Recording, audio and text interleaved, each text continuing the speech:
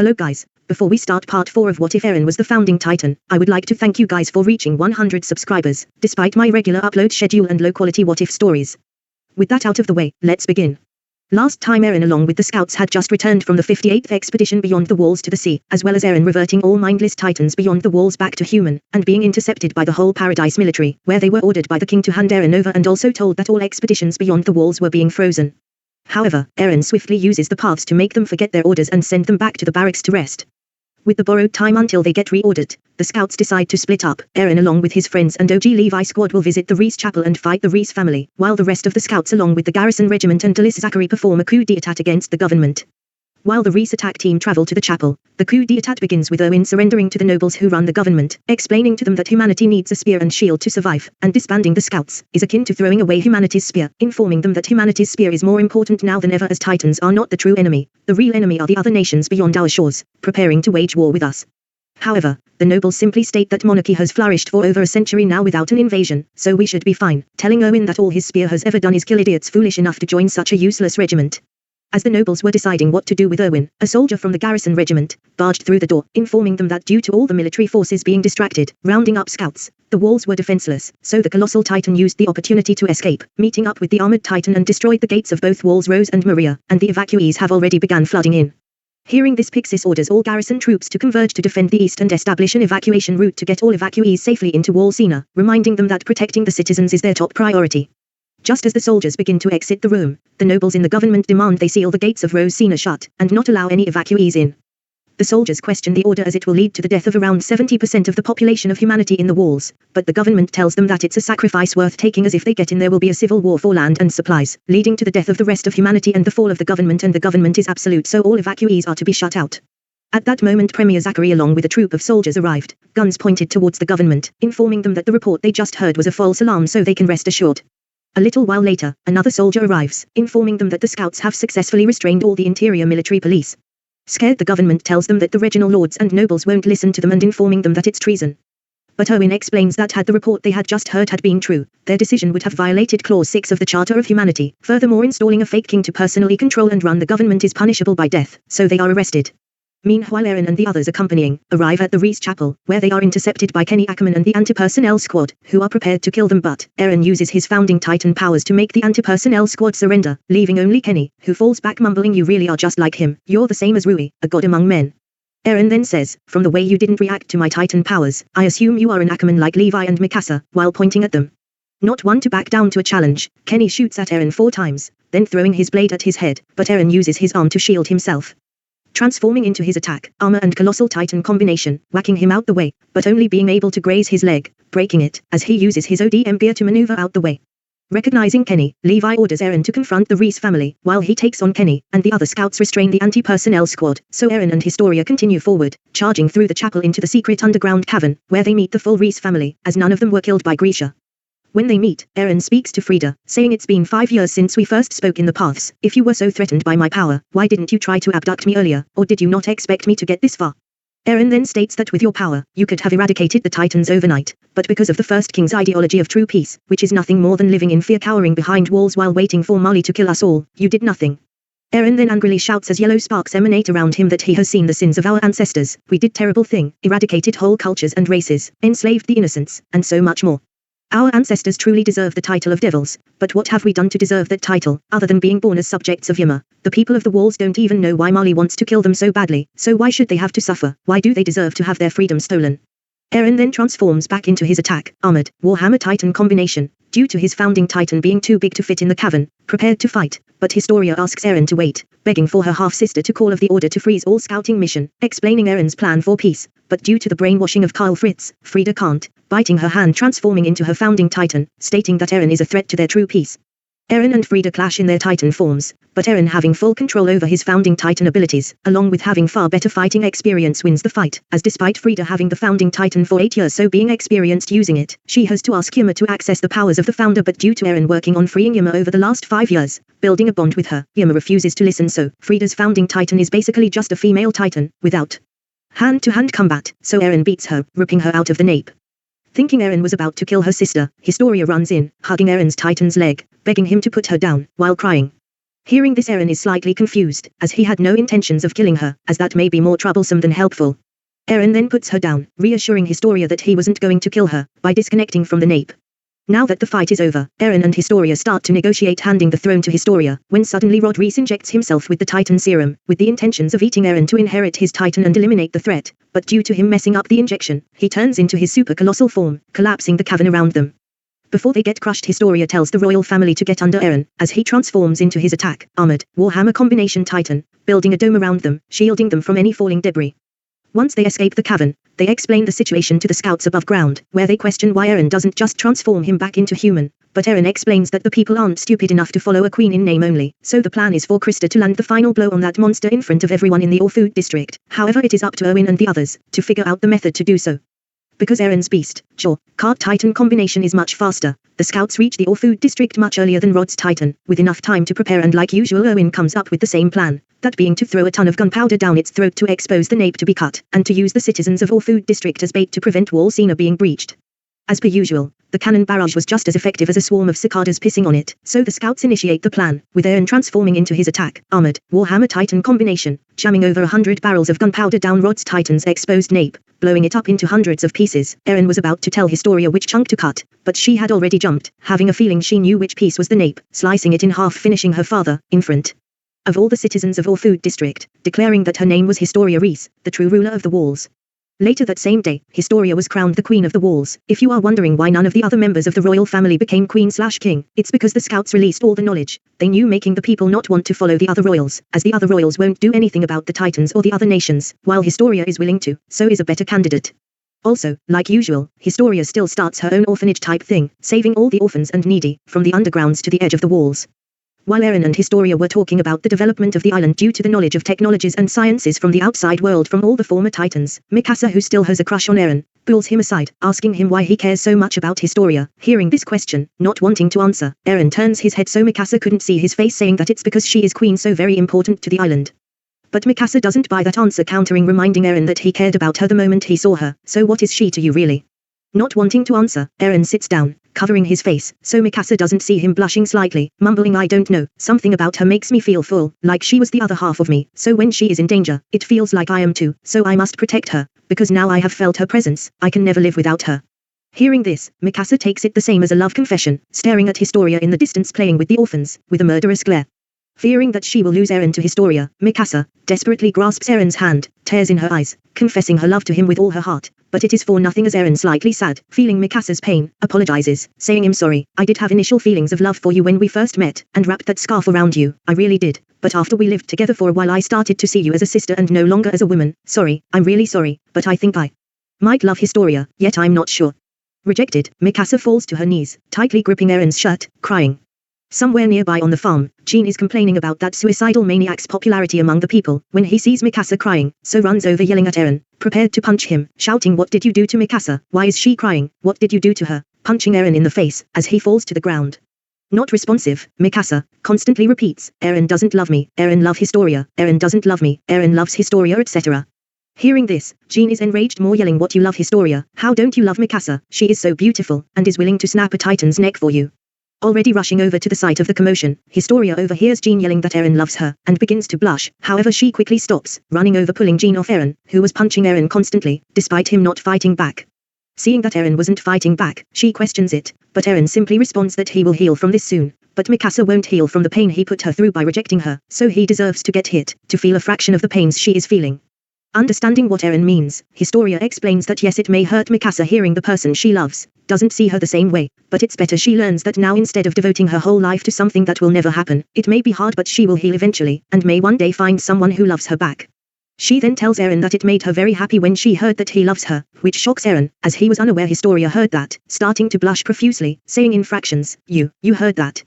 Historia then laughs, saying Jean wasn't very quiet about it. To which Eren replies, by punching Jean in the side, saying thanks Jean boy.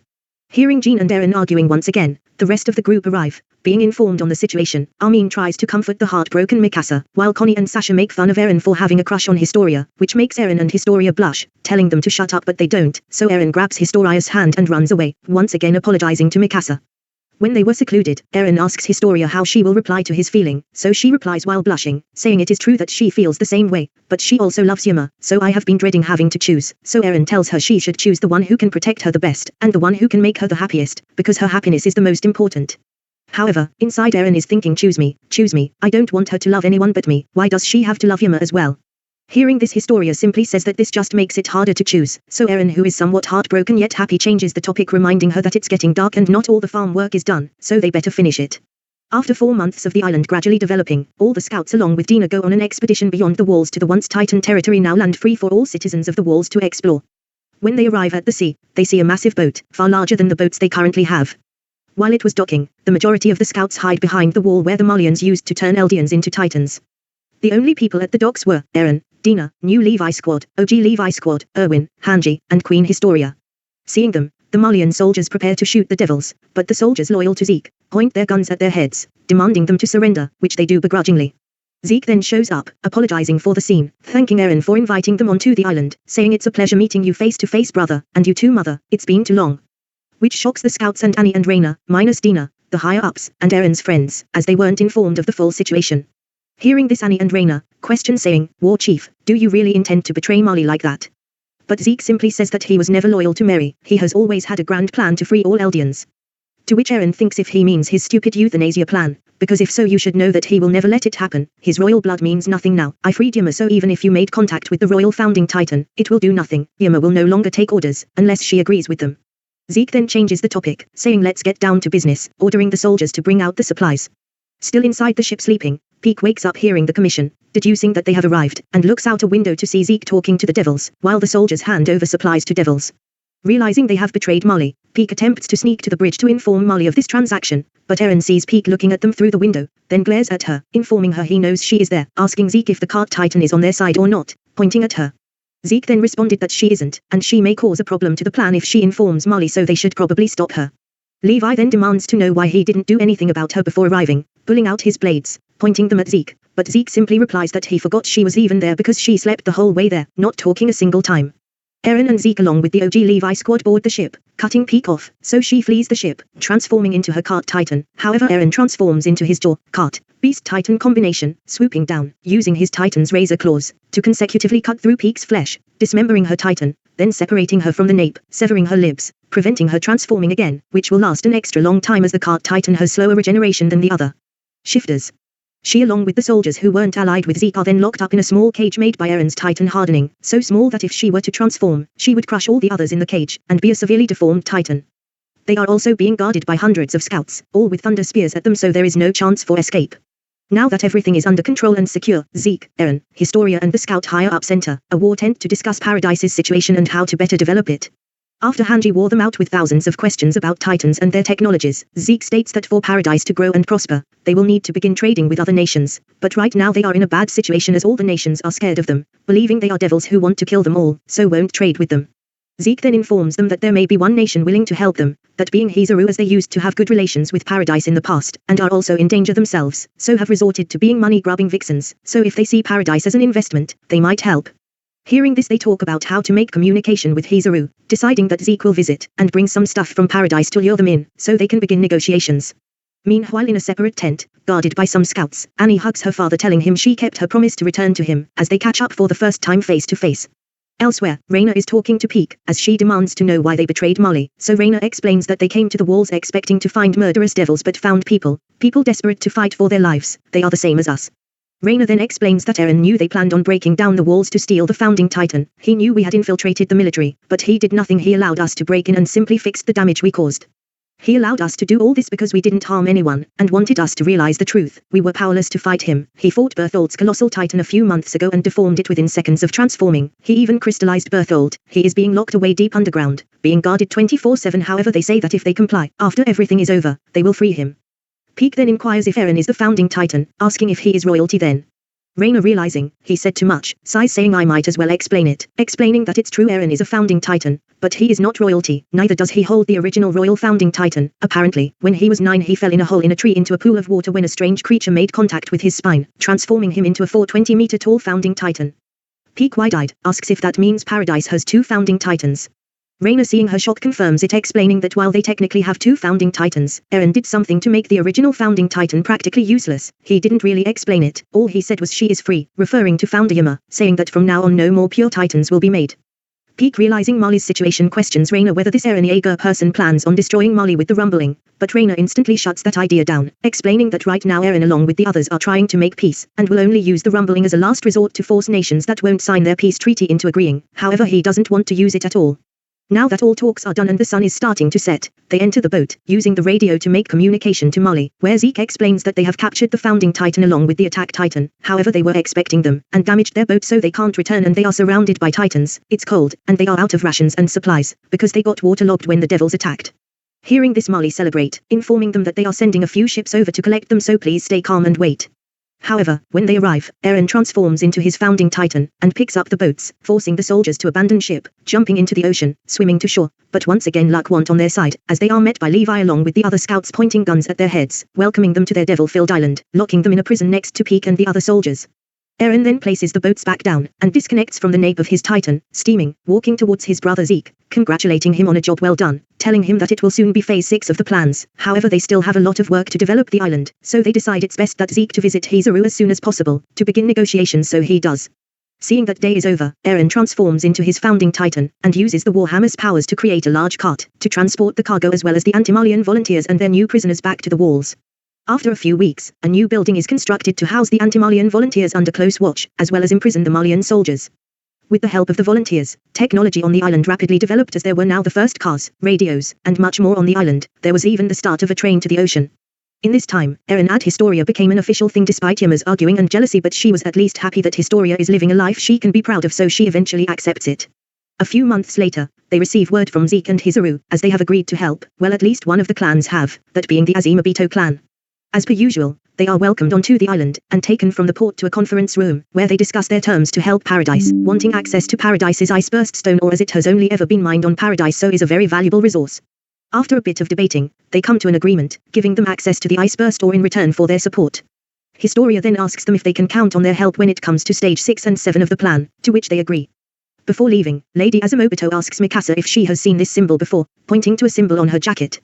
Recognizing it, Eren and Mikasa look at each other, as Eren tells her to show it to them, as she removes her arm covering, to reveal that she has the same symbol engraved on her arm as on the jacket, explaining that her mother passed it on to her, instructing her to pass it down to her children as well. Hearing this, Lady Azumabito is happy, explaining the family crest's meaning to Mikasa, which shocks everyone, as Mikasa is therefore the rightful leader of the Azumabito clan. The Hizuru officials are then escorted off the island, promising to return again soon. Back at Molly, the government started to fear the worst, as they haven't made contact with Zeke or the other warriors, meaning they were either captured, killed, or defected to the devil's side. Either way, the Malian military has taken a serious hit, as they lost their shifters and pure titans, which they heavily relied on in war, which is a fact that may get exploited in future wars.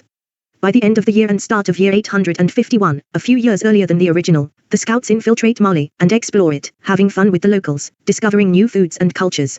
After a few weeks in Molly, they attend a People of Ymir Preservation Society conference in Molly. However, much to their dismay, the world is still against them, stating that the real devils are the ones on Paradise. They are the ones who must be killed. Enraged by this, Eren exits the room and wanders the streets. However, this time he doesn't go to the refugee campsite, as the war has not finished yet, so not many people are displaced yet, and due to Molly not having access to titans, they are actually losing territory to the enemy this time.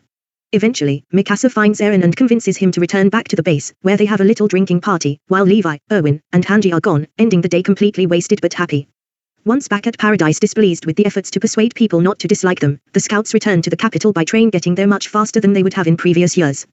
Back at the capital, Zeke plans on betraying Eren, realizing that Eren's plans will become reality before his, using his titan to scream, preparing for all the higher-ups who drank the spinal fluid-tainted wine to transform into titans to cause carnage in the streets. However, his scream didn't work, so Eren explains to the confused Zeke that he knew about his stupid euthanasia plan from the beginning, and was only using him and his connections to develop the island, then explaining that his royal blood means nothing now, as he freed Ymir Fritz from her slavery years ago. The only person she may possibly answer is himself, and even then that's only if she wants to. Realizing that he is screwed, Zeke transforms into his beast titan, attempting to run away, but Levi cuts him down in seconds, blinding him, then slicing his hands into hundreds of chunks, cutting his ankles, making him fall to the ground, nape exposed. Trying to escape his doom, he hardens his nape, but he isn't quick enough, as Levi cuts him out of the nape, removing his limbs, shoving his blade down his throat. Zeke is then crystallized and locked underground, similarly to Betholt, and the volunteers were arrested, with some being later freed after it is revealed they didn't know about Zeke's plan. Dina visits and talks to Zeke every day, asking why it had to come to this. Now that the island is significantly developed, it is time to begin Phase 6 of the plan, so the scouts along with Premier Zachary, return to Mali, making their way into a conference room with all the nation leaders, after a bit of arguing if you know what I mean. Armin and everyone try as hard as they can to argue their point to the world leaders, but people like Commander Magath and Willy Tiber make it impossible for any nation to agree to trade with them, let alone live in peace with them. So Paradise pulls out their trump card, threatening the world leaders, explaining that they really didn't want to do this, as we know that our sins in the past were vast and unforgivable, but the people living in Paradise right now have done nothing but live in peace, while being hunted by Titans, so why should they have to suffer for the sins of their ancestors, they didn't even know existed until a year and a half ago. Eren then says that if they don't sign the peace treaty, making war against Paradise illegal, and apologize to all the subjects of Ymir, the Titans of the walls will trample and rumble all their armies until they so weak that they have no choice but to sign. Some people like Magath question if they are even capable of doing that anymore, as Eldians are no longer turning into pure Titans, but Owen then tells them that they have a week to consider their terms, and if they disagree, they will find out. The scouts thank them for their time, leaving a document for each nation with their terms and conditions, along with a treaty, then take their leave back to Paradise. Some countries such as Mali instantly rip up the document, however others like Hizaru keep the document, already preparing to sign it. When they return, only a small selection of countries had signed the document, Hizaru included, which disappoints the people of Paradise, as they were really hoping to not have to resort to the rumbling, so they try to argue their point again, telling them that if they were really devils, why are they the only people trying to make peace, but Willy and Magath still reject them, reminding the others of Eldia's sins. At that moment, the people of Paradise are surrounded by an alliance of armies from multiple nations, preparing to fire at them, so Eren transforms into his founding Titan, using the Warhammer Titan to shield the others from fire, activating the rumbling but only in War Maria, calling for the Wall Titans to trample and rumble all the armies of those who don't sign the treaty, then summoning the ancient Titan shifters to destroy the alliance forces currently fighting them, which influences some nations to sign the treaty, not wanting to be destroyed. At the same time, Eren uses the paths to inform all subjects of Ymir to stay calm. The Wall Titans do not want to harm you, so stay out of their path. They only want to cripple the armies of nations who refuse to live in peace, starting with Mali, as they surprise attacked us during peace talkings. Hearing this, the people of Paradise feel safe, as they were already evacuated away from Wall Maria into multiple safety domes which Eren had constructed using hardening before leaving, having foreseen the need for the rumbling. At the same time, the citizens of Mali were panicking as the alliance was being overwhelmed by Eren's founding Titan and the ancient shifters, and they also know that there are thousands of Wall Titans making their way over to them. By now, seeing the hopeless situation, most countries had signed the agreement, and ordered their troops to surrender, to prevent the useless bloodshed, as technology isn't advanced enough to deal with that many Titans of their caliber. By the time the Wall Titans had arrived, all in line to prevent as much property damage as possible, every nation except Mali had surrendered and signed the document, meaning the only country severely crippled was Mali, no longer having a functioning military. After it was all over, the people of Paradise thanked the nations for agreeing to peace, apologizing once again for the sins of their ancestors and apologizing for the casualties caused to bring this peace, saying they will mourn their brave sacrifices and pray for them to be in a better place. Still not giving up, Willy starts preaching about Eldia's sins, so Eren drops a bombshell on everyone, revealing the true history of Eldia, and how Hellos was nothing more than a fictional character. Telling Willy that if you hated your blood so much, why did you reproduce so much? Why didn't you kill yourself? While you have been living like royalty, controlling Mali in the shadows, our people have been persecuted and violated, continuing the cycle of hate and revenge. If we want to live in a world without devils, then we need to end war and live in peace, helping each other. Hearing this, Magath gives in along with some other Malian higher-ups, signing the treaty, saying that it may be true that Eldians are devils, but we are also devils, all of us. With this now done, Paradise thanks all the nations, telling them that they hope to work with them soon, and once again apologizing for the mass casualties among soldiers to defend their beliefs and nation. Eren then undoes the ancient Titan shifters, and calls the Wall Titans back to Paradise, burying them all in the ocean around Paradise so they can defend Paradise from any future threats, but hopefully don't need to be used. Over the next couple of months, Paradise helps Mali and the other nations affected by the negotiations to recover, rebuilding damages and providing housing and food for those displaced. At the same time, Eren undid the hardening on Bertholdt's and Zeke's crystals, freeing them, telling them to live their lives in peace. Eren also freed the soldiers from the first Malian ships they captured along with Peak, apologizing for keeping them captive for so long, also telling them to return home and live in peace, providing them with transport. Reiner also gets to return to his family finally, apologizing for being gone so long, explaining to them that he had a lot of fun with the people of Paradise, and really wanted everyone to live in peace, helped Paradise achieve it, asking his family to move with him to Paradise, so he can live the rest of his life with his friends, who he promised to grow old together with when training, to which they begrudgingly agree to, as they still slightly believe that the people of Paradise are devils. Also, Queen Historia opens Paradise to all, allowing people of all nations to visit and spread their cultures, also allowing all subjects of Ymir permanent citizenship on the island. Due to plot reasons, seeing the peace, Ymir finally feels truly free, and leaves the paths to the other world, removing the ability to transform into Titans from all Titan shifters other than Eren. 9 months later, Eren and Historia get married and have a beautiful baby girl, calling her Ymir to honor Ymir Fritz and Historia's lesbian best friend Ymir, and later on have another baby, naming her Faye after Eren's father's late sister who was eaten by dogs. At the same time, Sasha might marry Niccolo's food, marry Niccolo, Levi might marry Hanji, and hell who knows it, Gene Boy might even marry Mikasa, but that's up to you to decide. Some people still hate Eldians, but not as many, as the majority of them can't transform into Titans, and even help them to recover from the damages caused to bring peace. Okay guys, this is the end of this series. If you enjoyed, please leave a like and subscribe, it helps a lot.